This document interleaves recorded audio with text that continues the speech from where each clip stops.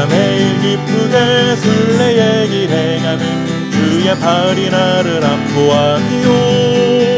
내가 주의 큰 복을 받는 참된 비결은 주의 영이 함께하니라. 성령이 대신에 할렐루야 함께하시네. 좁은 길을 걸으며 밤낮 기뻐하는 것 주의 영이 함께하니라. 전에 죄에 빠져서 평안함이 없을 때 예수 십자가의 공로 힘입어 그 발 아래 엎드려 참된 평화 얻으니 주의 영이 함께함이라. 성령이 대신에 할렐루야 함께하시네. 좁은 길을 걸으며 밤낮 기뻐하는 것 주의 영이 함께함이라. 나와 동행하시고 모든 염려하시니 나는 숲의 새와 같이 기쁘다. 내가 기쁜 마음으로 주의 뜻을 행하는 주의 영이 함께함이라. 성령이 대신에 할렐루야 함께하시네. 좁은 길을 걸으며 밤낮 기뻐하는 것 주의 영이 함께함이라. 세상 모든 욕망과 나의 모든 정욕은 십자가에 이미 못을 박았네. 어두운 밤이 지나고 무거운 짐 벗으니 주의 영이 함께함이라. 성령이 대신에 할렐루야 함께하시네. 좁은 길을 걸으며 밤낮 기뻐하는 것 주의 영이 함께함이라.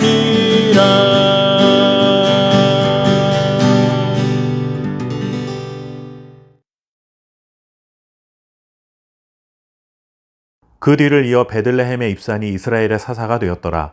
그가 아들 30명과 딸 30명을 두었더니 그가 딸들을 밖으로 시집보냈고 아들들을 위하여는 밖에서 여자 30명을 데려왔더라. 그가 이스라엘의 사사가 된 지 7년이라. 입산이 죽음에 베들레헴에 장사되었더라. 그 뒤를 이어 스불론 사람 엘론이 이스라엘의 사사가 되어 10년 동안 이스라엘을 다스렸더라. 스불론 사람 엘론이 죽음에 스불론 땅 아얄론에 장사되었더라. 그 뒤를 이어 비라돈 사람 힐렐의 아들 압돈이 이스라엘의 사사가 되었더라. 그에게 아들 40명과 손자 30명이 있어 어린 나귀 70마리를 탔더라. 압돈이 이스라엘의 사사가 된 지 8년이라. 비라돈 사람 힐렐의 아들 압돈이 죽음에 에브라임 땅 아말렉 사람의 산지 비라돈에 장사되었더라. 아멘. 사사기는 계속 사람을 바꿔가면서 똑같은 상황이 이스라엘에 반복되고 있음을 보여주고 있습니다. 그러나 가만히 들여다보면 단순한 반복이 아니라 반복되면서 조금씩 더 하나님과의 간격이 멀어지고 있다는 느낌을 주고 있습니다. 반복되고 있는 이야기는 잘 아시다시피 이런 것이죠. 이스라엘 백성들이 평안을 누리다가 하나님을 버리고 이방 신들을 섬기고 범죄하면 이방 민족이 그들을 침공해서 이스라엘이 어려움에 빠지고, 그러다가 고통 속에 하나님을 부르짖으면 하나님이 사사들을 보내셔서 그들을 구원하시고, 그러면 다시 평안을 누리게 됩니다. 그러나 사사가 죽고 나면 또다시 범죄하게 되는 이런 이야기의 반복입니다. 그때마다 이스라엘 백성들은 하나님의 구원의 은혜를 경험하면서도 하나님과 더욱 친밀해지고 하나님의 뜻에 더 부합하는 삶을 사는 것이 아니라 오히려 반대로 점점 하나님과 간극이 벌어지고 있었다 하는 것입니다. 오늘 3명의 사사가 등장하는데 이 사사들의 이야기를 통해 이것을 확인해 볼 수 있습니다. 입다가 죽은 후에 사사가 된 3사람의 이야기가 아주 짧게 기록되어 있습니다. 그들의 이름은 입산, 엘론, 압돈입니다.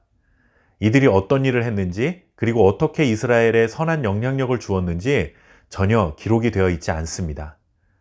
그럼에도 불구하고 이 3명의 사사는 자신들도 모르는 사이에 조금씩 기울어져가는 이스라엘의 전체 모습을 반영해 주고 있습니다. 이 3명의 사사에 대한 성경의 기록에서 우리가 눈여겨볼 만한 것은 9절과 14절 말씀입니다. 먼저 9절 말씀을 보시면 그가 아들 30명과 딸 30명을 두었더니 그가 딸들을 밖으로 시집 보냈고 아들들을 위하여는 밖에서 여자 30명을 데려왔더라. 그가 이스라엘의 사사가 된 지 7년이라. 입산이라는 사사에 대한 기록인데 그에게는 아들, 딸, 도합 60명의 자녀가 있었습니다. 이렇게 많은 자녀가 있었다는 것은 그만큼 아내 외에 첩들이 많았다는 증거입니다. 그런데 고대 사회에서 첩이 많다는 것은 곧 정략 결혼을 했다는 것을 의미합니다. 다른 민족, 그리고 다른 부족과 화친을 맺기 위해 결혼을 하는 것입니다. 그렇게 정략 결혼을 하다 보면 자연스럽게 이방 문물이 들어오게 되고 이 과정에서 이방 신들을 섬기는 일들도 침투할 수밖에 없었던 것이죠. 그리고 정략 결혼을 하려면 아무래도 재산도 넉넉해야만 했습니다. 이런 것을 볼 때 이스라엘의 사사들이 처음에는 하나님께서 택하신 인물들이었다는 것에 초점이 맞춰졌지만 시간이 지나면서는 점점 이스라엘 공동체 안에서 인간적인 영향력을 행사하는 권력자들이 되어가고 있었다 하는 것입니다.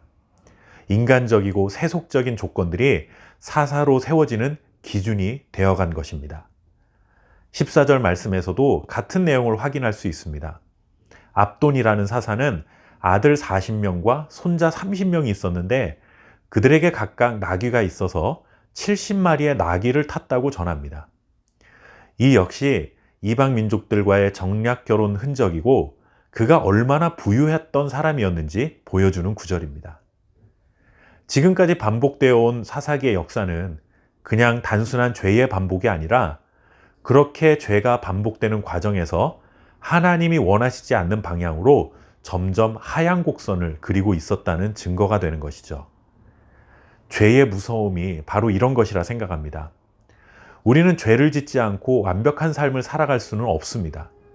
그런 연약함을 또한 하나님께서 아시기 때문에 우리가 죄를 지어도 진심으로 회개하면 언제든지 하나님은 용서의 은혜를 우리에게 베풀어 주십니다. 그렇게 용서받은 우리는 하나님께 감사하고 또 기쁨을 회복하고 살아갈 수 있는 것이죠.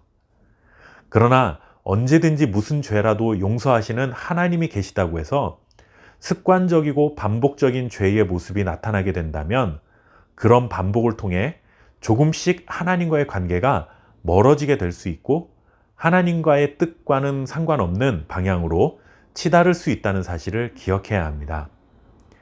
하나님이 죄를 용서하지 않으실 수도 있다. 이것을 말하려는 것이 아니라 우리가 그렇게 기울어져 갈 가능성이 있는 연약한 존재라는 것을 깨달아야 한다 하는 것입니다. 처음에는 곁길로 한 걸음만 가도 조마조마했는데 그것이 반복되다 보면 2걸음 가보고 3걸음 가도 괜찮네 라고 무뎌질 수 있다는 것입니다. 하나님이 원하시지 않는 삶에 단 한 걸음이라도 들여놓았을 때 한 걸음 가면 2걸음도 갈 수 있고 3걸음도 갈 수 있겠구나 하는 이런 경각심을 가지고 한 걸음 갔을 때 얼른 하나님이 원하시는 길로 돌이켜야 하는 것입니다. 기울어져 가는지도 모른 채 기울어져 가고 있는 이스라엘의 역사를 우리의 반면교사로 삼고 우리의 삶을 하나님 앞에 올바로 세워갈 수 있기를 바랍니다. 감사합니다.